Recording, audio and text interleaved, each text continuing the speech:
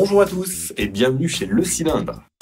Il y a quelque temps, je me suis lancé un défi. Sauver cette Peugeot 305 de la casse et la restaurer. Sans aucune connaissance en mécanique, je vais tenter de la remettre en état. Au fil des épisodes, on vous montre toutes les étapes et on vous explique tout ce qu'on a appris. Alors, asseyez-vous confortablement, maintenant c'est nous qui bossons.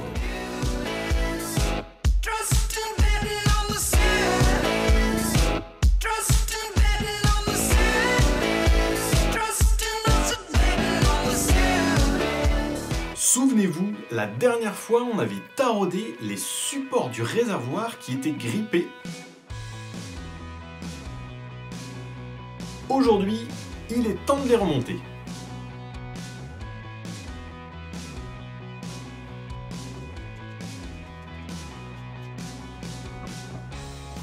Allez, on remet la voiture sur la fosse et on descend.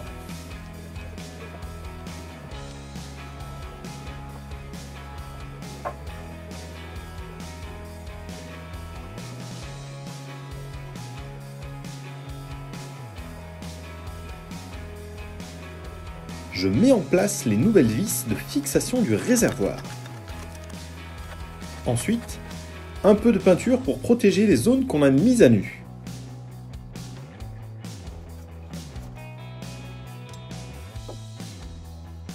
Et tant que j'y suis, je passe un peu d'anti-rouille sur tout le système de freinage du train arrière.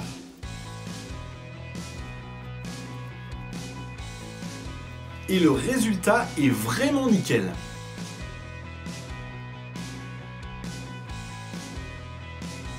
Passons maintenant au réservoir. Le plongeur du réservoir était dans un sale état. On parle de moi Non. J'ai nettoyé tous les éléments pour remonter le réservoir et ça se voit. Alors, c'est parti, sans perdre une seconde, je commence à tout remettre en place, en commençant par la tubulure de remplissage.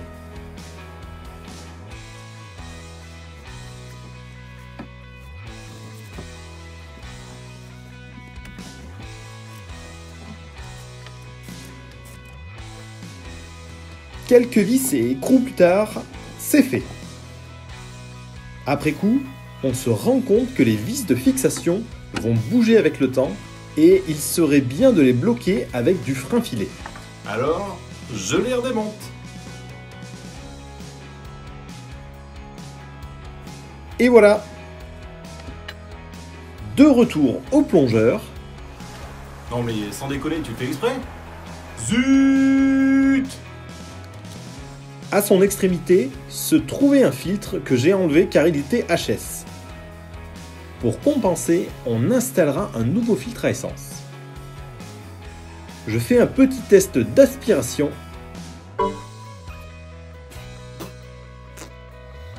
Il est temps de le réinstaller dans le réservoir. Mais là, j'ai beau le tourner dans tous les sens, rien n'y fait. Il ne veut pas se mettre en place. En regardant de plus près, on peut voir une petite cuve intérieure dans le réservoir neuf. Elle n'était pas présente sur l'ancien. Et rien dans la revue technique. Du coup, si vous savez à quoi elle sert, n'hésitez pas à me le dire juste en dessous dans les commentaires. Alors, une fois de plus chez Le Cylindre, on ruse. En courbant le tube, puis en le raccourcissant, il finit par rentrer à la perfection. Je peux enlever les protections des orifices et on peut le remonter.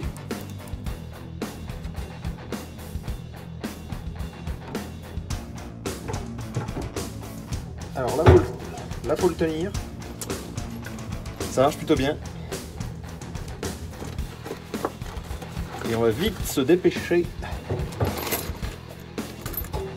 de poser les vis. Il y en a 3.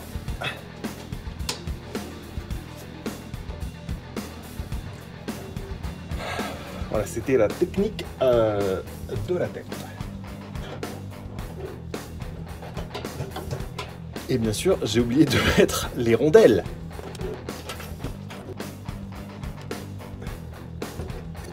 Les 3 boulons de fixation sont serrés.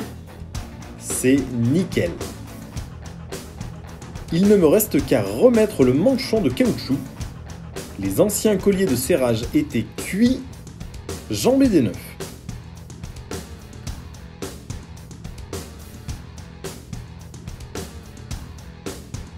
Et voilà le résultat.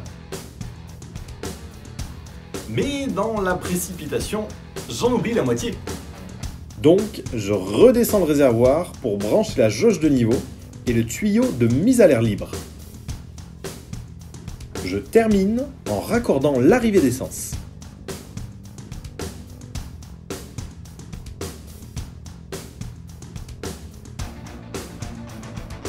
Et voilà, c'est enfin terminé pour le réservoir d'essence neuf.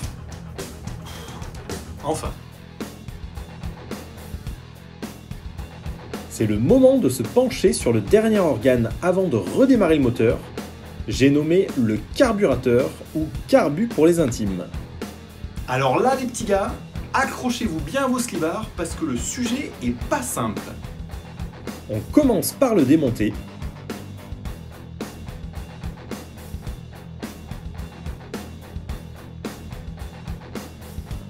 On retire la partie supérieure. Comme il est en contact avec de l'essence qui stagne, il est plein de dépôts.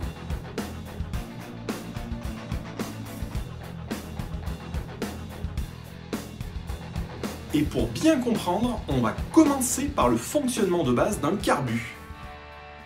En gros, de l'essence arrive en continu, pulsée par la pompe à essence. Elle remplit une cuve dans laquelle un flotteur va monter puis fermer l'arrivée d'essence avec un pointeau quand le niveau sera haut. Le gicleur laisse échapper de fines gouttes d'essence par effet Venturi qui se mélangent à l'air venant du filtre à air. Enfin, le papillon des gaz fait rentrer plus ou moins d'essence dans le collecteur d'admission. Ce cycle est sans fin car l'aspiration provoquée par le mouvement des pistons continue de faire rentrer le mélange. Un cas particulier, en actionnant le starter, l'arrivée d'air est très réduite et le mélange est dit riche en essence. On retrouve donc à gauche le papillon de starter, actionné par l'accélérateur,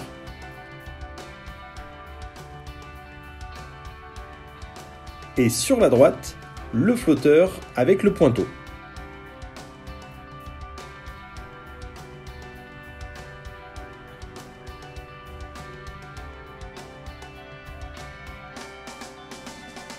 On finit de débrancher et démonter le reste du carburateur. En dessous, on découvre le collecteur d'admission qui collecte le mélange air-essence qui tombe du carburateur et l'envoie aux 4 cylindres. Maintenant, on peut passer au nettoyage et il y en a besoin. Quelques coups de soufflette, l'écrou de purge de la cuve du carbu, le gicleur, la pompe de reprise qui injecte un surplus d'essence pour une reprise d'accélération franche.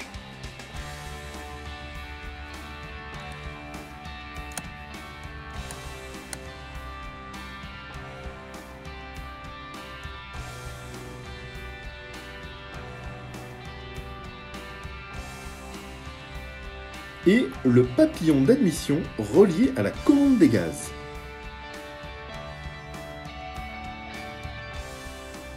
Allez, nettoyage à la brosse à dents.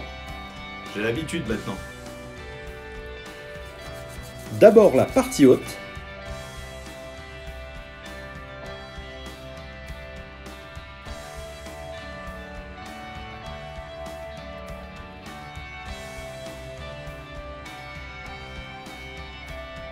Le papillon de starter.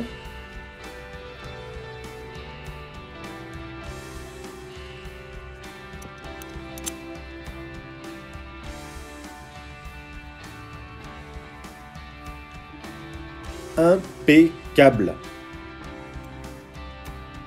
Puis la cuve. Et enfin, le papillon d'admission. tout propre.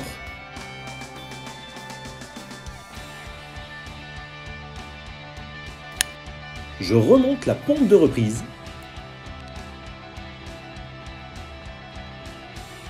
Et enfin, un coup sur le collecteur d'admission.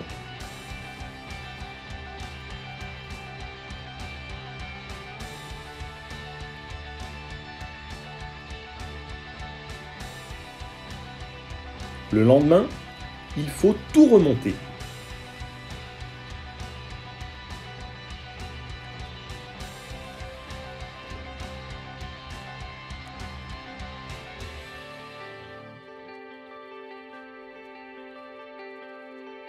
Le carbu a une bien meilleure tête qu'au départ.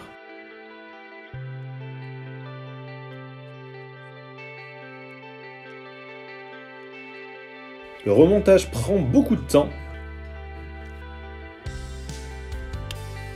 On rattache le câble d'accélérateur et de starter. Le starter est un mécanisme simple. Le papillon d'air est maintenu fermé quand le câble du starter est tiré. Donc, le mélange est très pauvre en air et très riche en essence. Les explosions sont plus grosses et le régime moteur augmente. Le démarrage est donc plus facile.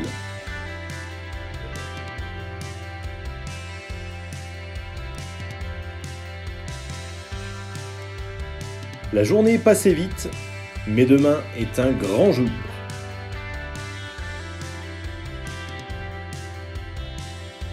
Et au petit matin, je découvre le cache-culbuteur. On fait le niveau de liquide de refroidissement. Et on branche une batterie.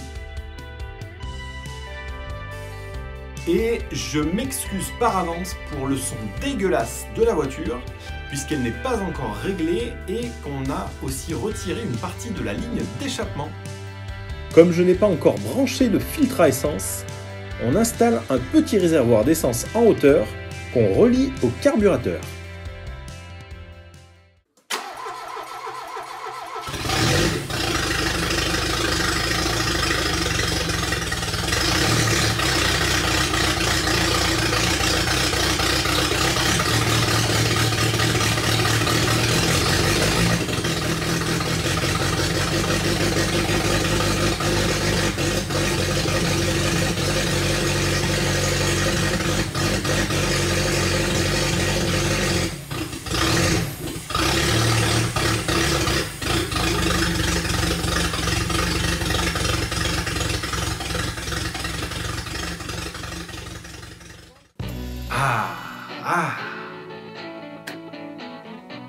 C'est tout pour aujourd'hui les amis, Valentine vient de reprendre vie.